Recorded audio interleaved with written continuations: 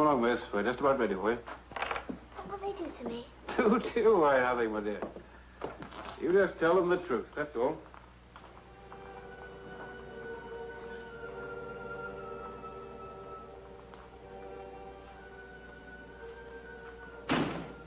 You just tell them the truth, that's all.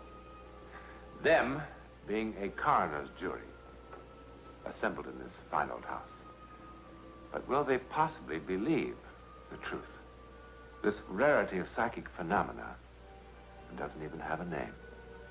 For mind over matter does not even begin to explain what happened in this house. Can the human mind create that which is not? But let's begin at the beginning. On the day Pamela first met Miss Cartwright.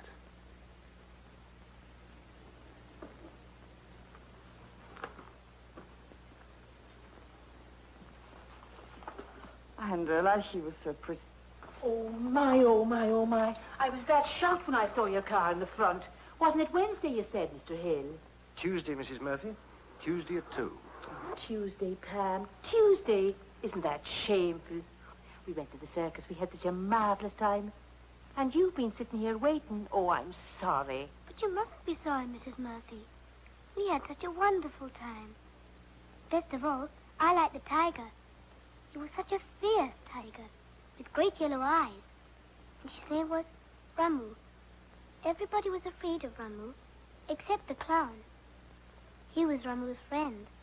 But if anybody else came close, if they looked as if they might hurt the clown, what a fierce roar the tiger would make.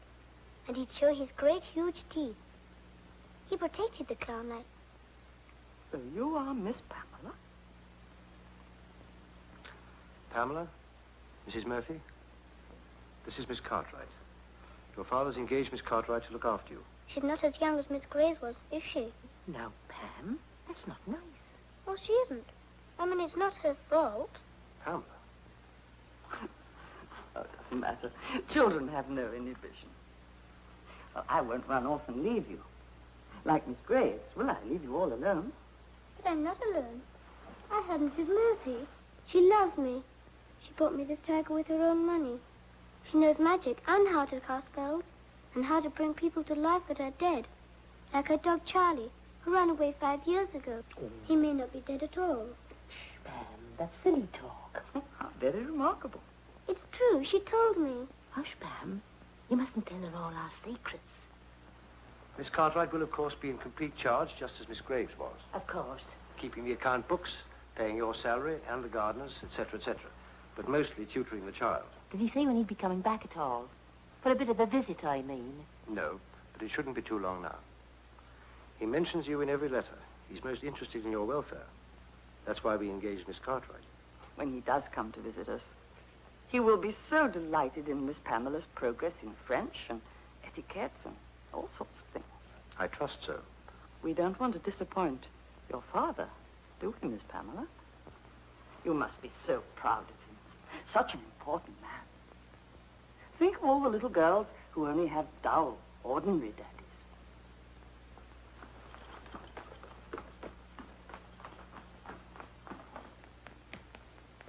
Oh, it's because she's missing her father. He really ought to come and see her more often. Well, if you'll excuse me, I'll go to her.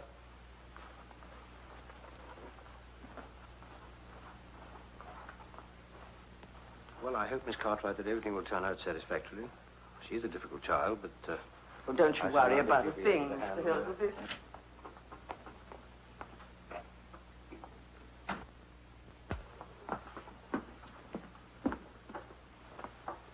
Sorry I acted like that. I know you are. But it was the thoughtless thing to say. Everybody wants to be young. Oh, and what did you think about me? A daft old woman. Knows magic and casts spells. I said that to scare her, like she scares me. Pam. She does. She's got scary eyes. She was very pleasant to you. Her eyes weren't. Besides, you did say you could do magic. I never said any such thing. How many times did you tell me that you could bring back Mr. Murphy, your husband, and your dog Charlie, just by wanting to? That's different. That's for me. That's in my own mind. You said you could see Mr. Murphy smoking his pipe and Charlie scratching fleas. As clear as you see anything. That's not magic. That's just, well, believing. You wish, and you wish, and you wish. You say, John, you're here, in your special chair, and you're looking at me, and you're smiling. And if you wish hard enough, he's there. He is. Well, it doesn't work for me. So if it works for you, it must be magic. I don't care if he is important. I don't care at all. Oh, honey, he can't help being away. It's his work. Will you come with me, Mrs. Murphy? When I'd help Pam change her dress. Now.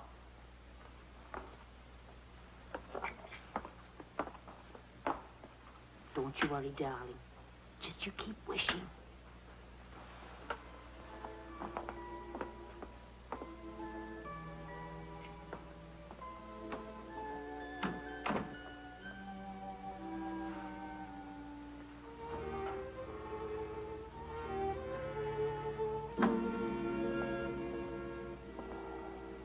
Oh, this room's not heated properly. It hasn't been used for 4 years. Not since Madam died. Is it my help you want with the clothes, Miss Cartwright? Don't touch my clothes. I don't allow anyone to touch my clothes. I had them made specially for me, at great expense. The designer made clothes for many members of the nobility. I don't see why I shouldn't use this room. It's not all that grand. When I was a child, we had a house far lovelier than this. My mother's bedroom would have put this one to shame. Had a crystal chandelier, imported from abroad. Do you think I've always been in the service of others?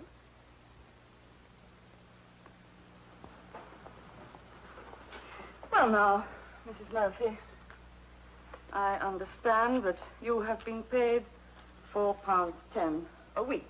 That's right, ma'am. The extra 10 shillings is for your taxi into town.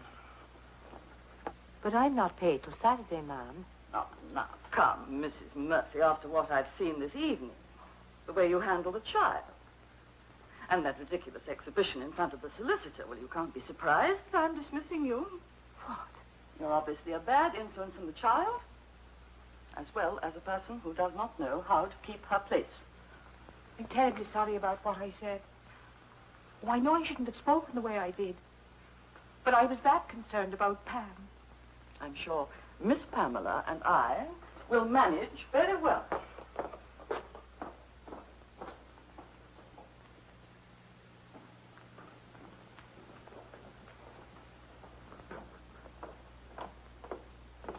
You're more like mother and daughter. I've been with her since she was 3. I've had that feeling once or twice myself. It's a nice feeling, isn't it? Please. Do you think you'd better order your taxi, Mrs. Murphy? Oh, please, Miss Cartwright. Your taxi, Mrs. Murphy. Pamela didn't mean what she said. Oh, she's terribly overexcited. No, Mrs. Murphy. Don't you do it. Pamela, darling, you mustn't speak like that. Now, there's my good little girl. She's my friend. She loves me. She's not going away.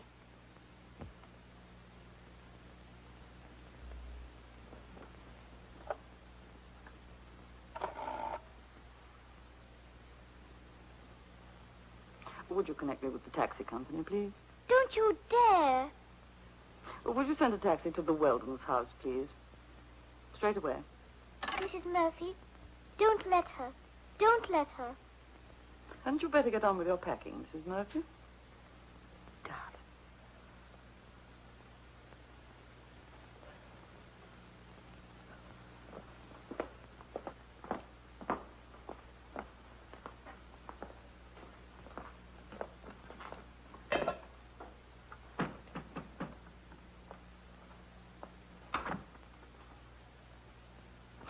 You're not a nice little girl at all, are you, Miss Pamela? Well, never mind. I've dealt with nasty little girls before this. Do you know what we're going to do? We're going to see if we can find a little room in this big house. And we're going to call it the punishment room. And when you're nasty, you can go to that little room and you can stay there until you're a good girl again. I always have a punishment room for my nasty little girls. I find it works wonders. I never have to hit them, or scold them, or anything like that. Now, shall we come and see what we can find in this big house?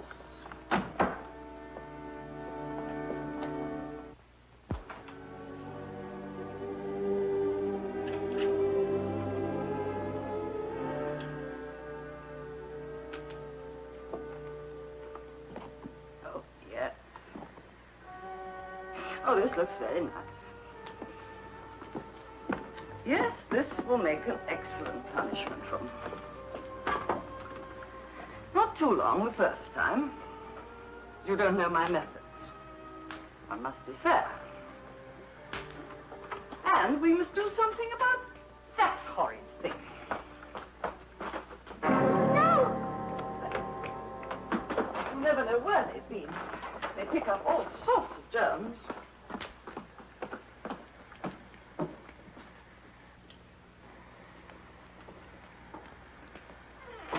She didn't tell me how to do it.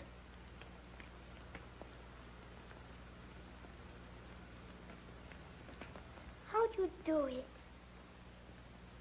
How'd you make Mr. Murphy and your dog Charlie real?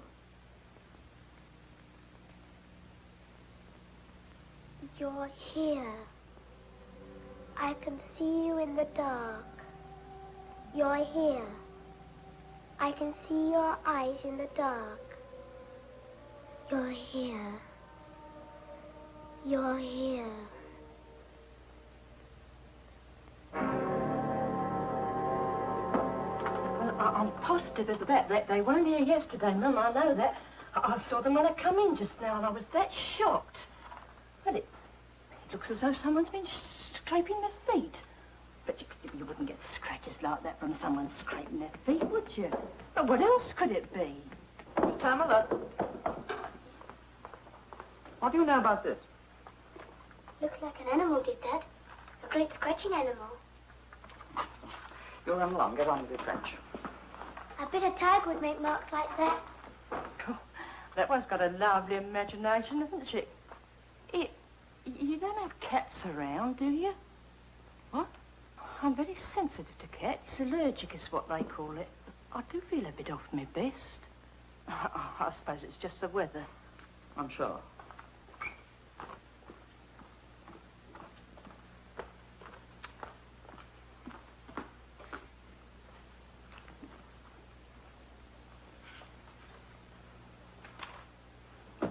Now, we start from the beginning again. The day is cold. The day is cold. Les soirs are... How many times have I to tell you that soir is night? I'm sorry. You're not sorry at all. I forget. You forget on purpose. And leave that doll upstairs and concentrate on your lessons. You better stop being so mean to me. It might have been a tiger. Les soirs are...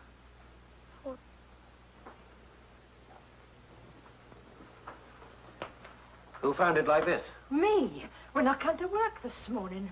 Oh, I thought my heart would stop. And you heard no commotion during the night? No, not a thing. I did. But you'll be cross if I say. Say what?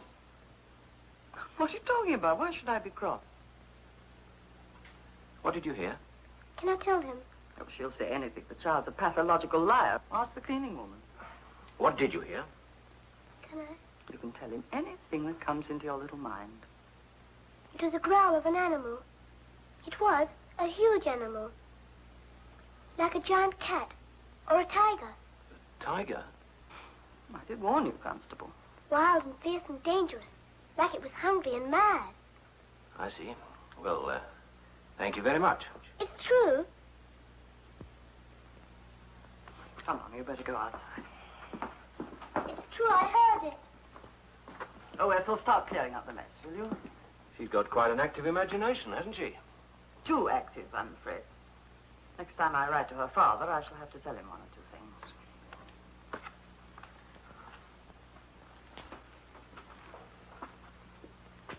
There is a cat in the house. I don't say it's a tiger, and I don't say it's huge and fierce. But I'm sensitive to cats, and I know when there's a cat around, all right. And there's one round here someplace. Oh, no. Why are you so awkward? Do it again. No. That's worse. And again. Again? I've been doing it 1,000 times. My legs hurt. Well, go on doing it until you get it right. I suppose you think you're too grand to curtsy to someone like me. But you're not, you know. You're quite common. Oh.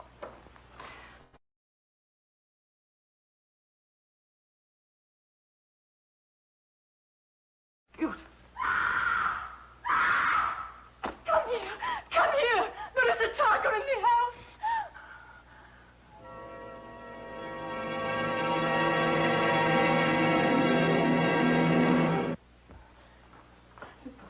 Don't tell me there isn't something moving around the house. Look at this chair. Look at these long yellow hairs. Where do you suppose they came from? Some sweet little kitten? Not likely. Look at these. And the scratches on the wall. And the provision shed all torn to pieces. Oh, I've been feeling the first day I come through that front door. Don't you tell me. The child is right, but there's a monster of some kind in this house. I'm packing in right now. Catching the first bus to home in safety. A blinking wild beast roaming about loose. If you had any sense of responsibility, you'd take that poor child away from here before something terrible happens. You can send what's due to me to the agency.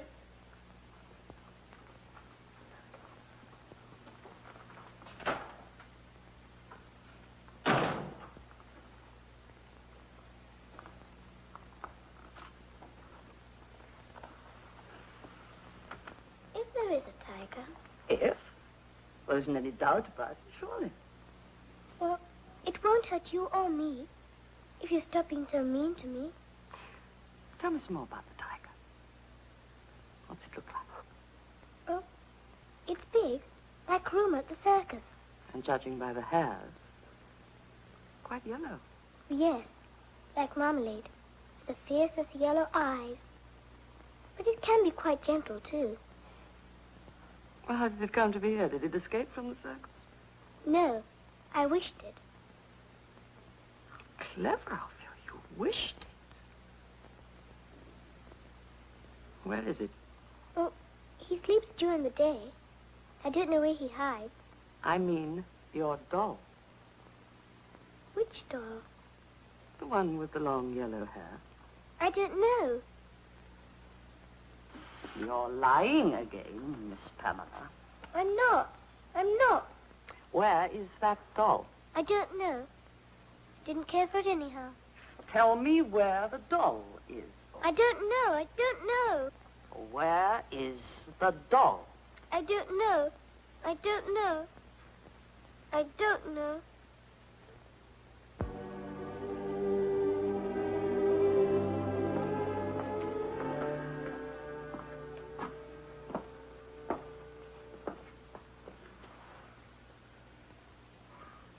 What happened to its long yellow hair, Miss Pamela? I almost did it. I almost made a tiger. You're quite insane. Did you know that? Little girls can go insane, you know. Not just adults. Well, it's too late to telephone him now, but first thing tomorrow morning we are going to telephone that solicitor and you are going to tell him everything you've done. Do you understand that? Every last little thing. And let him tell that to your father. I'm sorry about everything, Miss Cartwright. Really, I am. Please don't punish me this time. I think I might go to the cinema this evening. I might even dine in town. That means you will be all alone in this house. No. No, I'm not. No. Not quite alone. You'll have your tiger, won't you? How long will you be gone?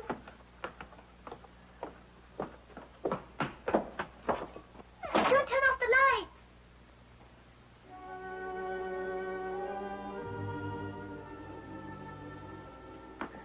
Why can't I do it? Mrs. Murphy said, all you have to do is wish. I've wished, and I've wished, and I've wished. Oh, how I've wished.